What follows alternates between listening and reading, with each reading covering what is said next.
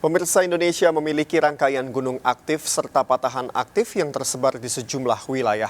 Kondisi tersebut memposisikan Indonesia sebagai negara rawan bencana. Lalu, sudah sejauh mana kesadaran mitigasi masyarakat dalam menghadapi bencana? Berikut liputan tim Delik RCTI.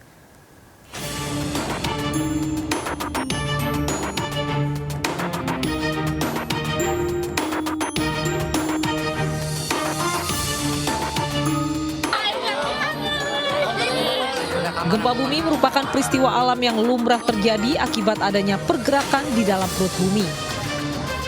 Di Indonesia sendiri, gempa bumi kerap terjadi diantaranya dipicu oleh letaknya yang berada di pertemuan 3 lempeng tektonik, yakni lempeng Eurasia, lempeng Pasifik, dan lempeng Hindia Australia.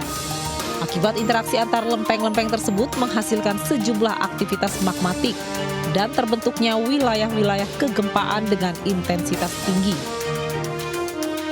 Jadi gempa itu sebuah fenomena alam ya yang sebetulnya bisa menimbulkan bahaya manakala ada penduduk yang dirugikan di situ, ada korban, ada kerugian dan lain sebagainya. Tapi kalau tidak ada kerugian, sebetulnya dia hanya sebuah fenomena alam yang lumrah terjadi.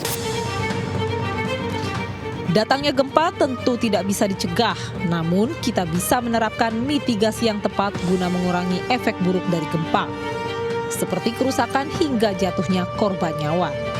Karena itu, setiap orang, khususnya mereka yang tinggal di wilayah rawan bencana, harus memiliki pengetahuan tentang kebencanaan. Sebenarnya yang membunuh adalah bangunan ya. Kalau bangunan tidak kuat terhadap goncangan gempa, itu akan mengakibatkan ketimpaan bangunan dan itu akan menyebabkan luka ataupun sampai meninggal dunia. Jadi kita perlu penguatan di sisi konstruksi dan juga edukasi terhadap bencana gempa bumi khususnya. Bagaimana persiapan sebelum, pada saat, dan sesudahnya. Sebagai negara yang terletak di wilayah cincin api yang rawan bencana, sudah seharusnya pihak pemerintah daerah mulai menata daerahnya dengan standar pembangunan berbasis mitigasi. Hal ini guna mencegah terjadinya kerusakan yang besar dan juga jatuhnya banyak korban jiwa. Selain itu, pembangunan berbasis mitigasi tidak hanya berlaku bagi permukiman warga, namun yang jauh lebih penting termasuk pembangunan infrastruktur. Apalagi diketahui sejumlah infrastruktur dibangun di sekitar zona merah rawan gempa. Tidak hanya itu, proses perbaikannya pun dipastikan akan banyak memakan biaya yang tidak sedikit.